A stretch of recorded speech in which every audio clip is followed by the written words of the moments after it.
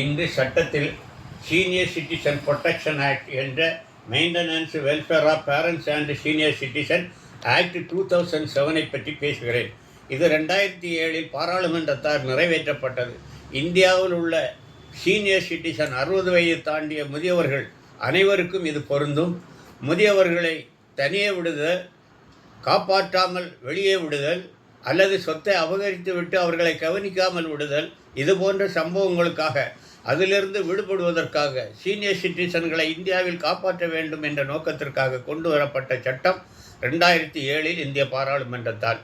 இதன்படி இந்த சட்டத்தில் முக்கியமான ஷரத்து 4, 5, 9, 10, 11, 13, 16, 17, 20 மற்றும் 23.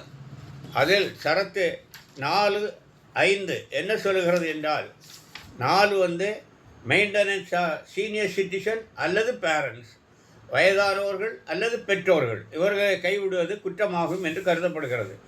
அதில் அவர்கள் அந்த வழக்கு தொடக்க வேண்டியது யார் மேலே என்றால், வயதுக்கு வந்த மகன் இல்லாதவர்கள், உறவினர், அவர்களை தனியே சொத்துக்களை பறித்து அபகரித்து விட்டு வெளியே விடும் உறவினர்களுக்கு எதிராகவும், உறவினர்களில் கூட வயது வந்தவர்களாக இருக்க வேண்டும், மேஜராகி இருக்க வேண்டும், அவர்கள் மேல் வழக்கு தொடுக்கலாம். 4, 5 சொல்லுகிறது.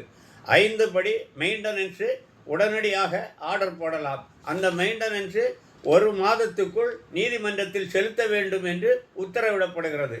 அவ்வாறு உத்தரவிடப்படும் ஆர்டர் மெயின்டெனன்ஸ் ஒரே மாதத்திற்குள் பேங்கில் பணம் கட்ட சொல்கிறது.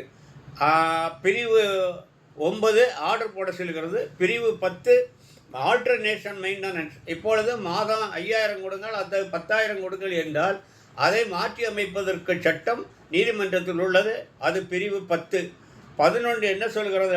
Enforcement of order of maintenance. Court நீதிமன்றம் விடுத்த உத்தரவை அதை அவர்கள் ஃபாலோ பண்ணுறா இதை பார்ப்பதற்காக என்ஃபோர்ஸ்மெண்ட் என்று உள்ளது.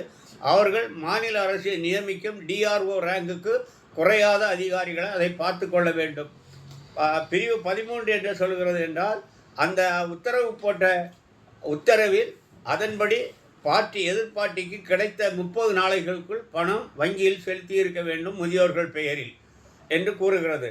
15, 16 என்ன சொல்கிறது என்றால், ஒவ்வொரு மாவட்டத்திற்கும் இந்த வழக்கில் அப்பீல் செய்வதற்கோ, குறைந்த மாற்றுக்கருத்து இருந்தால் மேலே அப்பீல் செய்வதற்கு ஒவ்வொரு மாவட்டத்திற்கும் ஒரு நீதிமன்றங்களை நியமிக்க வேண்டும் என்று சொல்கிறது.